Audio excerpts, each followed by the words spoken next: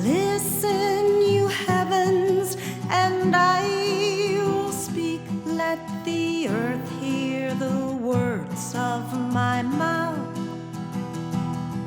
for they will fall as rain from the sky, and as dew on the grass they will lie.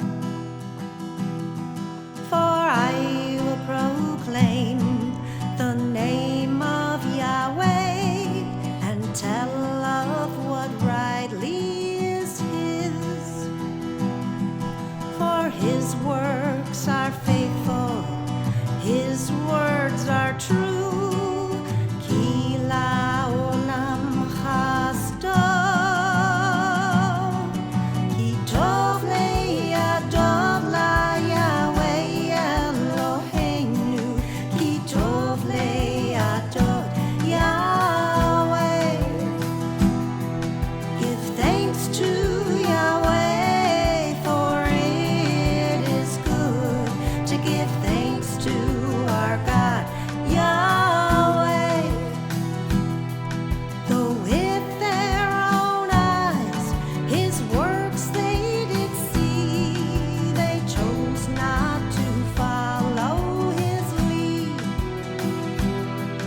His face He has hid from them and from us, to see what we do with our lives. Shuvah Yahweh ad matai, Anashva Yahweh. Come back, Yahweh, how long must we wait? We beg you,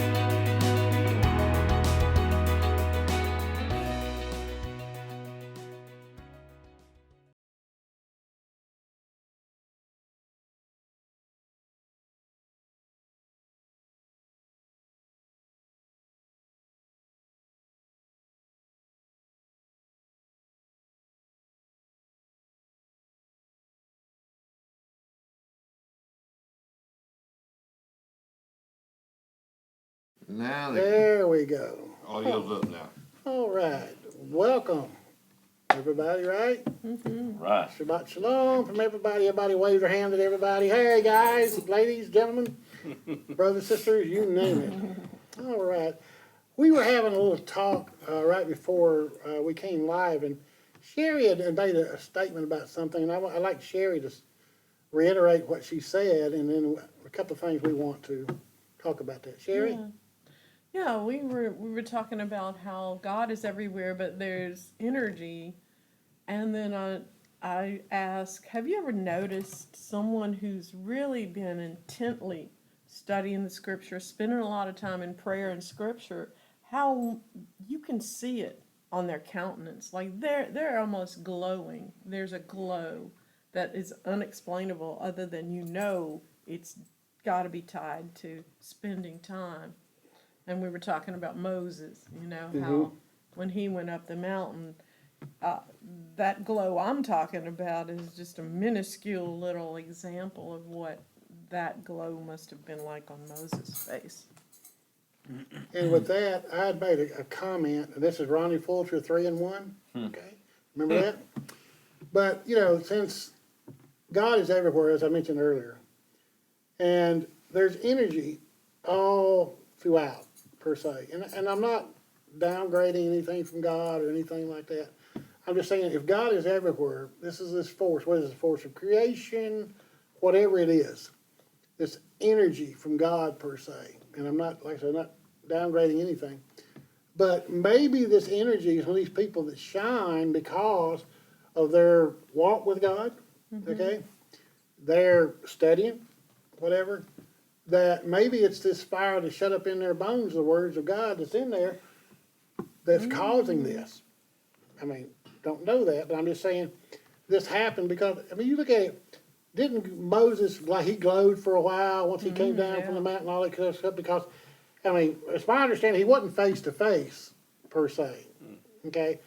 He looked at, from the side or whatever, but this was there, and he just illuminated because of this.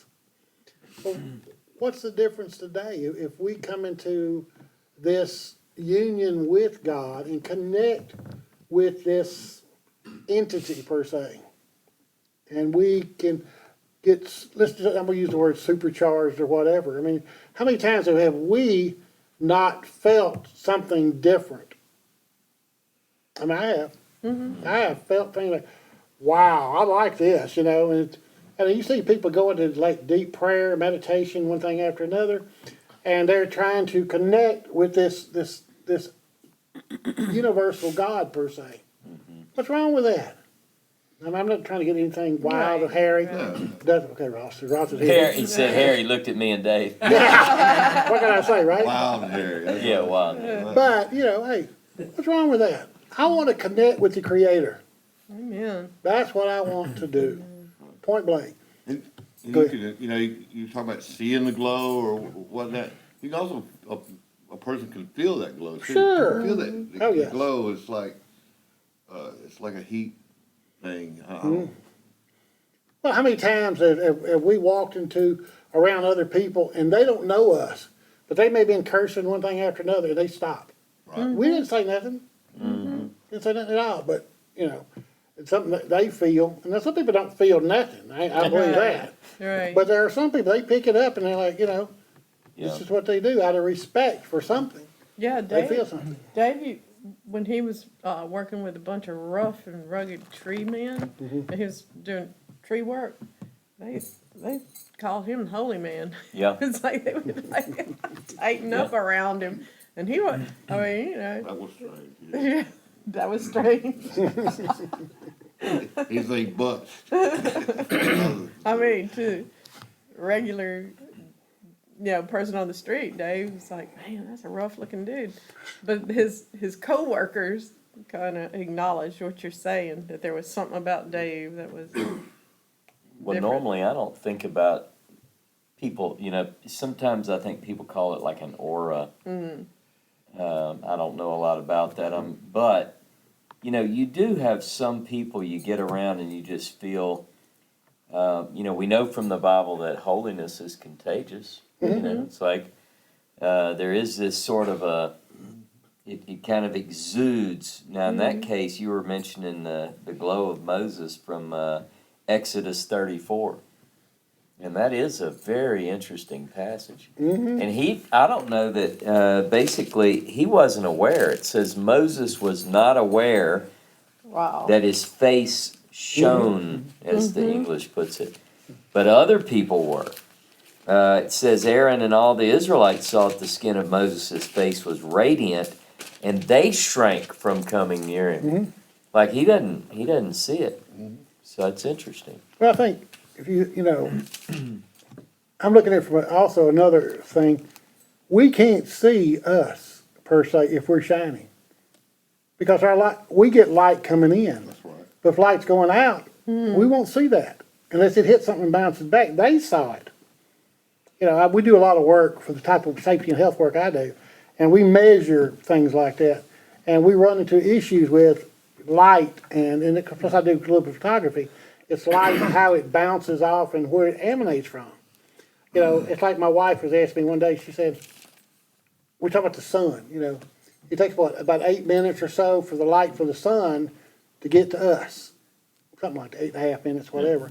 And I told her, I said, "Well, dear," I said, "look, the closest star is what, 4.5 light years away? So the light we're seeing from them is what? 4.5 years old when it gets to us." But I'm just saying, it's something that emanates, okay? But the people, I'm not saying per se, like, you think about the moon and stuff like that. If you're on the moon, you don't see the reflection of the moon. Right. What do you see? You reflection of the earth. There. That's right. So they're seeing what Moses, of course, Moses couldn't see himself unless he's got a mirror up there, and I don't see that. What'd you say about Moses being the most humble man a while ago?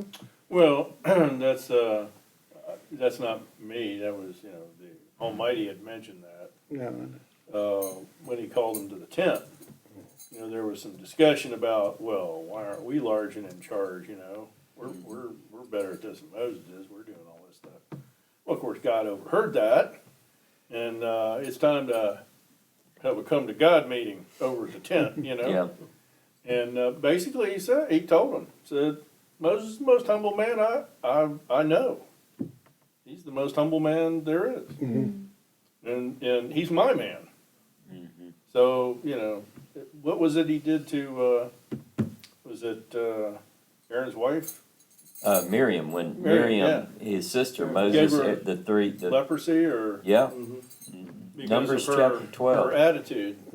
Interesting, one of our. Oh, viewers yeah, check that. is Aaron? relating to as the glowing effect of a pregnant woman had. You could Yeah, it's a other life. glowing thing, Yeah, you she can said- see life, and that's interesting in itself because Perhaps you it's got time to life make growing them inside of you. Yeah. Double Then life. you see some fire, buddy. Yeah, Aaron says, she goes on, she is creating life, Torah's life, and he was receiving life. So I believe that's that. an interesting connection there. Yep. I like something you said, Ross. In sports, they always tell you, like in golf or in tennis or whatever sport you're playing, if you want to be better at it, play with somebody that's better than you are. Right. And it'll improve your game. So I think that applies to studying the scriptures and trying to do that walk in life. If you hang around with players that you feel are better than you are, it's going to make you a better We're gonna player. rise Hopefully. to the. Hopefully. Well, yeah. If you learn from it, Yeah. yeah. Now if you were Might just discourage you. if you don't know one end of a tennis racket from the other, Right, it doesn't right, matter who you hang around with. Yeah. Doesn't matter who you play with. That's right. what- It's not going to help. Well, John, That's Go sit funny. down, son. John, you play chess maybe? Oh yeah. Same thing, right? You learn from somebody way better than you, and you can learn and go from there. But That's why we play dreidel with Mark. That's it. Oh yeah. Sandbagger, He cleaned us out. Yeah, I heard about that. Somebody wiped the table. Mister, I don't know how to spin this thing. can't Goes even home do with the all noodles the thing. Yeah, chocolate. he just set y'all up, right? Y'all help spin the. I don't think I got one little piece of chocolate that whole night. Yeah, I've been teaching Dave how to play words with friends. Oh, Uh-oh. He that can't even spell I. oh, I know, that's, I want to play David game of Words with Friends now. You get 1 point, you got me beat. Ron. I like what Miriam says there. She says, iron sharpens iron. Oh, yeah. Oh, yeah. That is so true. I want to bring something out that you mentioned. For one thing, God says pretty much, I am that I am, Yeah. or in that category. And you also had mentioned that you yourself, you are who you are, Bottom line. Yeah. or I am who I am. That's right. So it's the same as God saying who he was. You are that same thing. And everybody, when it comes down to it, when you get all of your descriptions of yourself out of the way, and it all comes down to the very last thing, you know, I am a father, I am a wife, I am a sister, brother, I'm a worker, I'm whoever. You get down to that very last thing, and who you are is I am. So you're the same thing as God. You're a piece of that whole, and everybody is that piece. So when you look at somebody, whether they are godly or not, you look further into them, and it's God. I mean, you're looking at the whole. They may not feel that way, or they may not represent that, but deep down inside each person, there's that piece of God, The or image that is soul, there. or whatever, Yeah. The image is the there. particle, Yeah. or whatever. Yeah. But you are, I am, and that's Created in the image of God. exactly. Well, and, you know, I can't be you, you can't be me. I am that I am. You are who you are, and that's it, you know, You are, bottom line. you're a piece of. Yeah. I mean, you look at Ross. Ross, how long you been studying? 40, 50 years now? A Whatever little it is? while. he's not that old. I'm just, He been studying since he was a little boy. yeah, I'm probably, when he was born, you know, anyway. But the issue is, I mean, I haven't studied for 40, 50 years. You know, so how can I know what Ross knows? How can I be what Ross is? But I am what I am. And I want, you know, that's what I want God to use, what I am, and he can change me and mold me and all that kind of good stuff. Yep. Well, I would take that further. I think that we all learn from everyone. Yes. And, you know, a person can be studying something for 40 and 50 years and still not be good at it and still not know everything for sure. And you mentioned something, and you and I have known each other for decades, and we both have come to the place where I think I would say right now easily, and probably will say this 20, 30 years from now, I'm not even close to knowing, because every time I study, I realize more that I don't know. The more you know, the less you know. Yeah. The more you know, you don't know. You know? realize, Yeah. and Mark, Yeah. you've said things like this because you study some deeper psychology things, but you know, it's like there's a level in which you don't know that you don't know, and then you become aware that you don't know, Right. And, you know, and it kind of. I mean, this is probably over my head. I'm talking out of school, but the idea is that as we learn, we realize that learning is more vast. Yeah. and That's one of it's- the whole purposes of playing with somebody that's better than you or studying with somebody. Well, and you that knows gotta, more Something you than gotta different. recognize it and wanna do that, That's right. just like what you said, Ross, you gotta get to that point. Some people never get there, Yeah. of that humility of, I am never going to know everything, I'm never gonna know what God knows, it's just not possible. Yeah, I that's- have to get And- it. humility is a And good I point. can't be judging a whole lot of people, because I think I know more than they do. Right. I agree 100%. And the thing of studying and learning the scriptures, if you're by yourself, I'm gonna have to fork in the road here, but if you're by yourself in fellowship with other people is so much better in the learning process. Now, that's not to say you can't be alone on the mountain with God. I mean, because Right. Oh, yeah. we talk about Moses, that's what was going on. I with would that, have liked yeah. to have been a fly on the branch up there. Yeah, but- Not the one that was burning, Yeah. but Another bush. another bush. But in When they were general- having their conversations, because you can you imagine 40 days on the mountain with God, the things that they would have talked about? But in general, overall, you know, it's better to study and work with and have fellowship with other fellow humans, and so you don't get Right. roped up into an area that. Well, what I Really got don't know. from Moses talking to God, and was that, it would have been very easy, I think, for God to say, I'm sorry, I made a mistake, you're not the guy for me. Because Moses kept saying, well, how do I convince them? Who do I tell them you are? You think What God's do gonna I go, do?" never mind. Never mind, Go. Never mind. I'm sorry, wrong. But no, Back God up. gave him the tools that he needed to answer those, Moses had genuine good concerns. He was afraid that these people were going to reject him and go, "Psh, who are you and how do you know this and why do he had some genuine concerns, and God gave him the tools that he needed, whether he used those tools or not. Oh, I He think we had all the know he tools. did eventually. Well, use it, yes, yeah. he did. He did use them, but, and yeah, God could have just gone, oh, sorry. Boy, that was a mistake. The interesting I'll talk thing to was that- somebody else. Yeah. That relationship they had is that at some point in time, and I understand, no, I don't understand. I couldn't possibly understand what it's like to be in charge of hundreds of thousands of people that do nothing but complain. And Moses caught the brunt of all of that. And you could see in certain places in the scriptures where he lost it with them. Like when they kept asking for stuff and finally they were bugging him about, well, we need meat. And I mean, when I read that, I was like, wow, God's gonna give you so much meat, it's gonna come out of your nostrils. Now, I mean, that's aggravated. But remember, Just- we're looking at this 2020 backwards vision. Yeah, These yeah, guys yeah, are- yeah. I mean, Those he guys was, are in the moment there. he was, but he's there too in the moment, and all he's getting is a thank. I bet he didn't get one thank you. So, even Got blamed for bringing too much. in that Yeah. relationship between Moses and the Creator also demonstrated that which he gave to us. In other words, it's easy to say, well, we're created in the image and likeness of God. Well, okay. So does God ever get disappointed? Yeah. Are Does you he ever ever get- disappointed in your children? Oh, absolutely. And so he got upset and said, you know what?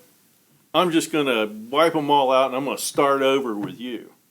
And Moses said, well, if you're going to do that, just take my name out of your book. Like you said, what book? They never mentioned that. But anyway, that's a different story. But that's an interesting side of the Almighty to say, I've had enough. I'm just going to wipe them all out and I'm going to start over with you. That's deep. We talk about having what you need. Yeah. Ronnie, I really appreciated what you said. Moses has the staff in his hand, and he didn't have to go get it. He didn't have to. God he had didn't it. hand it to him. He had it in his hand. He'd had it for a long time. More Yeah, like probably. Shepherds. But the thing that I was thinking about when you were saying that too is how many times have we heard someone say, well, use your talents. God called you to do this because of whatever. Sherry, you're a wonderful cook. You have a giving spirit. Lyndon, here are your talents. You're very organized. You're very kind. And we kind of tell people, use those things. Ross, you used to always get in trouble for talking too much, so you talk. But notice, though, with Moses, he says, I'm not good at talking. Whether he stuttered, we don't know. I mean, it doesn't say. It says, he says, I'm basically thick of tongue, slow of speech. We do have one other example, and that has to do with speaking another language. That's what I was right? going to say. He's But- raised Egyptian. But maybe he's not good at Yeah, Hebrew. Hebrew, I know right. people, some in the Right. audience might Sure. go, oh, you can't say that. But here's the It point. could be. Here's the point. What I wanted to bring out is that God doesn't need you to bring to the table all the talents that He needs you to possess. Mm-hmm. It might work better if someone were not an eloquent speaker.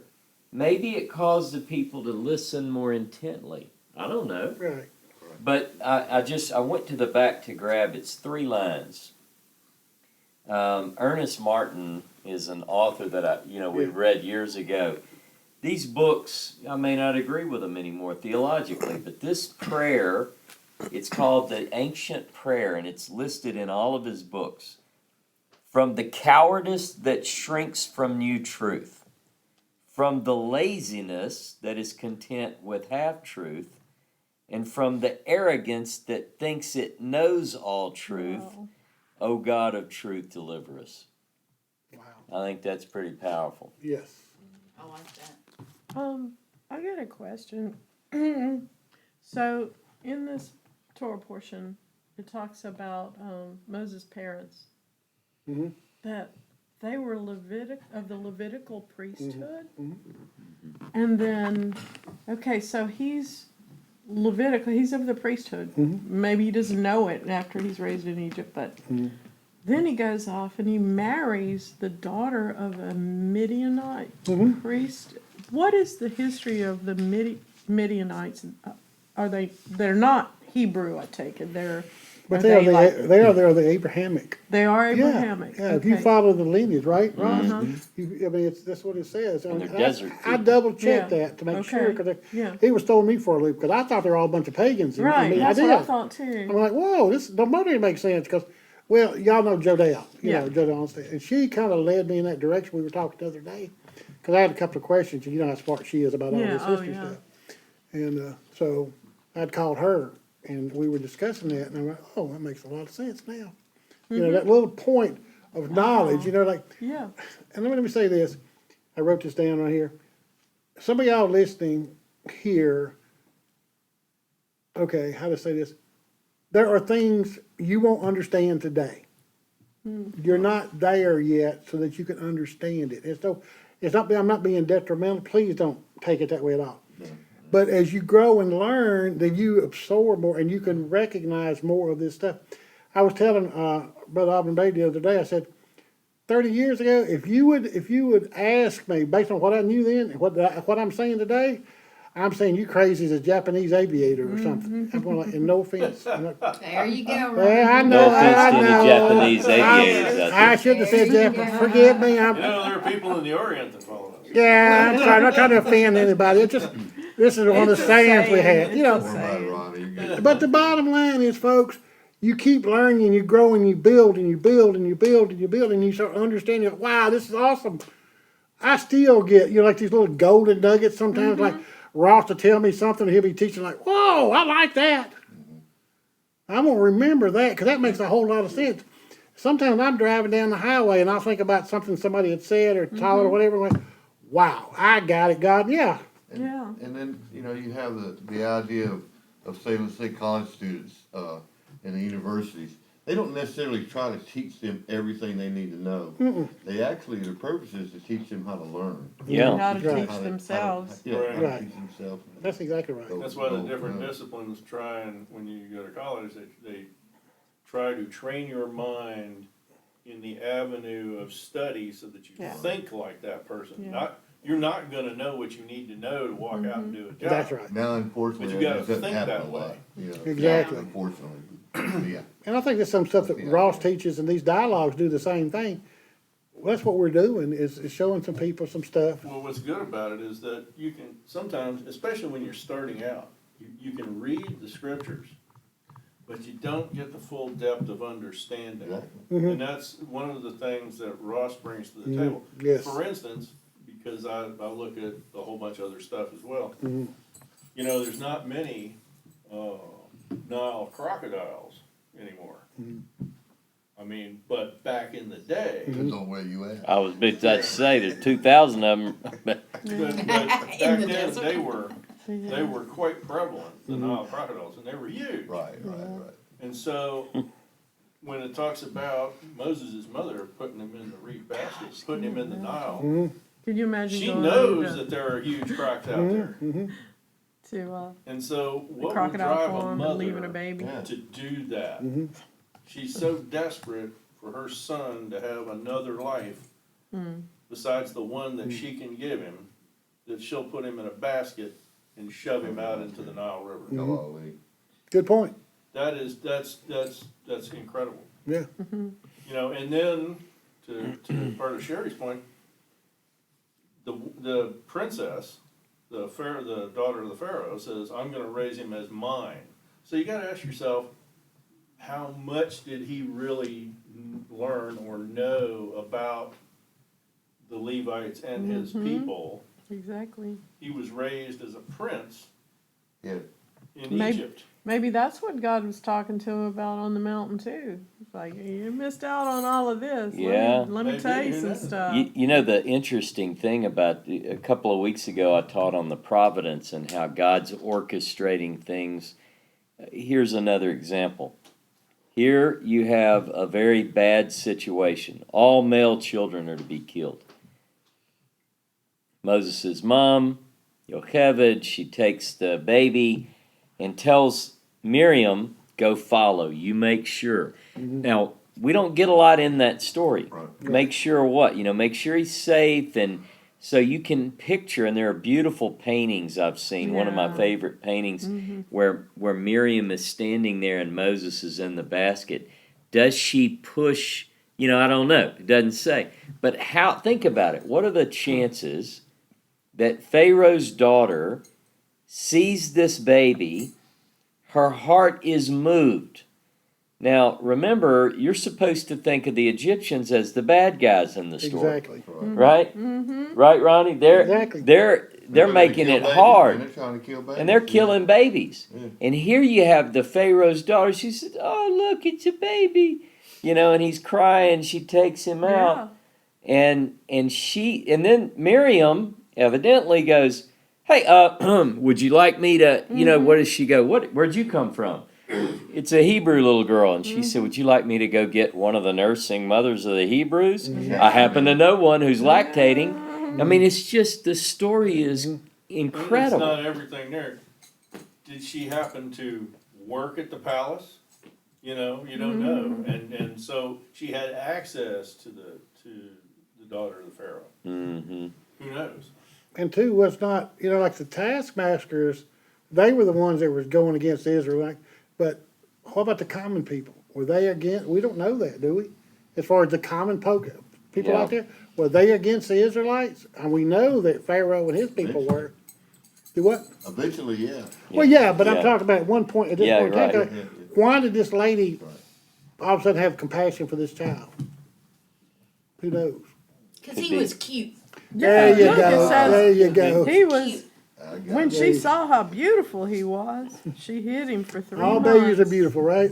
That's right. Well, At least to their mamas. well, We I've won't go seen there. some that, Big ears.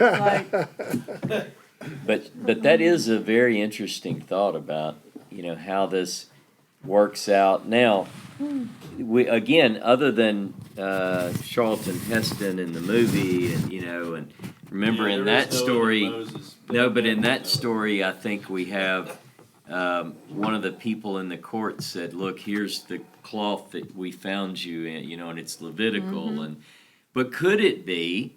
I mean, look, this is the stuff of legends of the Jews. Like we have all these midrashim, these stories.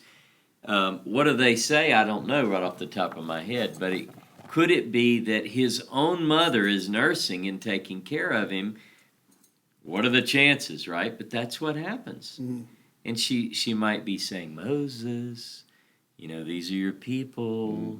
When you grow up, the Pharaoh, 'Cause, you're in his Other house. interesting thing is, the Pharaoh that eventually takes over, right, is, according to archaeological research, isn't the name of that Pharaoh Moses' brother? That is one view. Akmoshe. So you're in the palace, you grew up together, but you're not in the direct line, your quote-unquote other male figure in the family is. But one other point on that, which is a good point to bring up about names. So the writer in Exodus is showing us that Moses means to draw out in Hebrew, like drawn from the water. yeah. But in Egyptian, and many scholars have pointed this out, Moses is really an Egyptian word. So it has like dual meaning. and it means born of. So, for instance, remember in this week's Torah portion, it talks about the names of two store cities. Ronnie brought this up. One is Ramesses, and the Right. other is Pitom. Right, Ramesses means Ra, the god Ra. exactly. Messes, M-E-S-C, you hear the M-S-S, that's Yeah. Moses. It means born of. So the city means born of Ra. And so Moses means born of nothing. I just left the pause there for a moment because it means born of. Yeah. So, I mean, that's it. Who was that man? Now, yeah, who is this this Yeah, masked man? But that's another point, you know. What is I'm sure the mother may have had another name for him that she Yeah. called him from birth, but we never know what that is. yeah. That's right. What- And there are a lot of speculations on that. I know we've read some of those stories. What was his name? You know, he is known forever. Very few people in history, even in modern history, do you know by a single name. Right. Like, how many can you say, like off the top of your head? You know, even in popular culture, Madonna, right? Everybody knows who Madonna is, right? For better or for worse, you know who Madonna is. Who? Rihanna, Rihanna. I mean, Cher. yeah, and we're just talking musical people. But I could say Lennon. You know, I mean, Dylan. Yeah. How many people? Moses is one of those. You know, everyone, no matter their faith. I like what y'all said too about, you know, when she put Moses in the water, she had no idea that she was gonna take care of him later. Now, that's kind of faith, isn't it? I mean, for the baby's gonna be okay and all that kind of stuff. Cause remember, when they got up there and they put, the guy on the stone gonna kill him, remember his dad was gonna kill him? I mean, he had to have a whole lot of confidence, either I'm gonna kill this guy or God, you're gonna save him, one of the two. I mean, it was kind of the same predicament. I'm gonna put him out there, and he may die whether it's the crocodiles or starvation or whatever. But I mean, it took a lot of faith to do that your child's gonna be okay. Yeah. That's just me. And I would encourage, you know, a lot of times in the biblical scriptures, people go off in the desert. They're going off there to pray and to think Mm-hmm. and to fast, but they're actually going out there to try and seek God. Exactly. And so wherever you are in life, you know, if you don't make an, I mean, it says, a lot of people pass over things. It says in the scriptures that if you turn towards me, I'll turn towards you. Mm-hmm. Well, that has to do with, in that particular passage, has to do with coming back and forgiveness and all that stuff. But if you're looking for God, like Abraham, I personally believe you have to go seek God. Mhm. And sometimes that may expand itself to going to Israel and actually trying to follow in the places and the steps of the patriarchs and other folks. And it was quite an experience for me when I was over in Jordan in Mount Nebo, in the place Yeah. where God, you know, and you could stand on that point and you could look across over to Israel Exactly. and a big vista out there. And that, somewhere in that real close general vicinity, God told Moses, there's the promised land and you're not going. And also, that was the place where Mount Nebo is where he said, you know, and this is your last day. Yeah. And he buried Moses. Right. That's it. He took care, at the end of his job, all 120 years of age, he in the desert all that time with the people, put up with all the complaints, led these people. God says, you're gone. But end of the day, that's it. Get your affairs in order. What does Moses say? Don't let these people go out without a shepherd. Yeah. I know these people. You know, they ain't gonna make it. Another compassion for the others, right? Right. I mean, I think if we showed more loving kindness to people, how would they really react? And if we showed the loving kindness, it's much easier, we have a very short, interface with people most of the time. Mhm. Moses put up with these people for years, Oh, yeah. complaining all the time, and he says, oh, look, don't let them go, they're gonna get in trouble.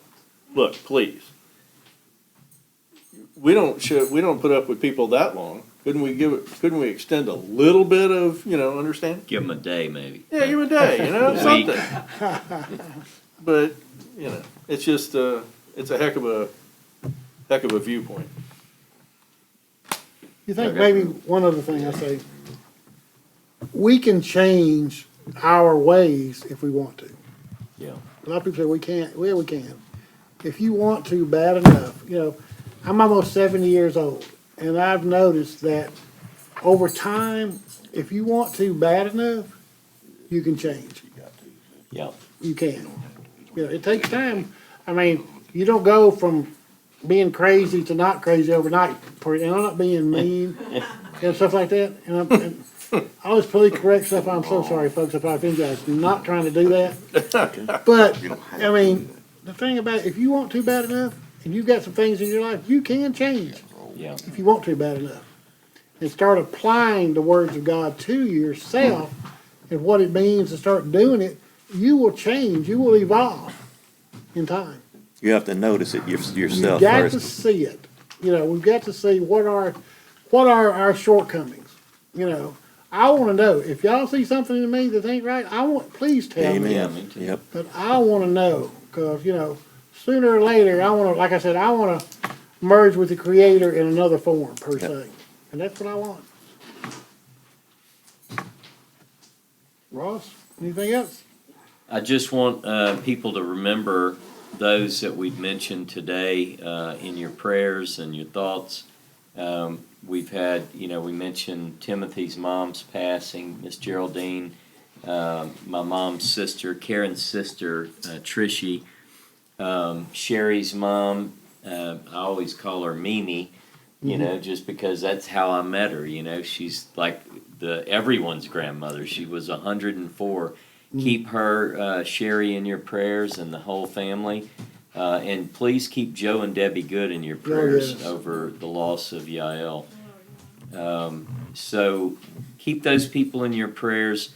I know Dave and Sherry have a family event today, and so they're leaving now. And we're gonna let you go as well, and maybe have a little fellowship here, just kind of to unwind. Ronnie, thank you so much, brother, for taking this today. Thank you for Thank you, my letting me come brother. Thanks for down. coming. Hey, come every I time. love y'all.